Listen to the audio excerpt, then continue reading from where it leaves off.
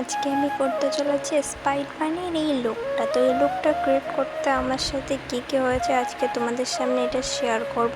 তো প্রথমে আমি ভেবেছিলাম এটা হয়তো ফাউন্ডেশন আর সিঁদুর একসাথে মিক্সড করলে একটা ভালো একটা রেড কালার আসবে। পরে দেখি না, এটা দুধে আলতা কালার হয়ে গেছে, তাই আমি এটা পরে রিমুভ করে নিয়েছি। অ্যান্ড আমি রিমুভ করে এখানে লিপস্টিক দিয়ে এইটা করতে চেয়েছিলাম, তো অনেকটাই হয়েছে। তো এখানে তো আমি লিপস্টিক দিয়ে জায়গাটা গোল করে নিয়েছিলাম, তো অনেক কষ্ট করে সেট করলাম, তেমন একটা হয়নি। যেহেতু প্রথমবারের দাগটা না এখনও রয়ে গেছে, যেহেতু সিঁদুরের দাগ ছিল সহজে মোছে না, তো সেই দাগটা ছিল বলে তেমন একটা হয়নি। তো যাই হোক, অনেকটা হয়েছে। এখানে আমি হালকা করে একটু মেকআপ করে নিলাম, বলতে গেলে একটু লিপস্টিক করে নিলাম। তারপরে এখানে যে স্পাইডারম্যানের যে মাকড়সার জালগুলো হয় সেইগুলো করার জন্য আমি এখানে এটাকে কি পেন্সিল বলে, আইলাইনার পেন্সিল, তো এটা নিয়ে আমি আঁকছিলাম। তো এটা আমি কী আঁকছিলাম আমি নিজেও জানি না, আর আমার এই ভাব দেখে আমার মাও বলছে তুই কী ভূত সাজছিস। যাই হোক, তো অনেক কষ্ট করে হয়েছে কিছুটা, তো পুরো একটা হয়নি।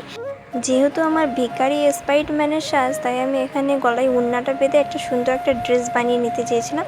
মানে আমার ড্রেস চেঞ্জ করার কোনো ইচ্ছাই ছিল না। যাই হোক, তারপরে এখানে চুলটা খুলে নিয়েছিলাম।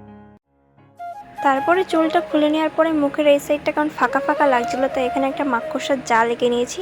তো কেমন লাগছে আমার এই ভিখারি স্পাইডারম্যানের সাজটা প্লিজ তোমরা কমেন্টে জানিও, হ্যাঁ।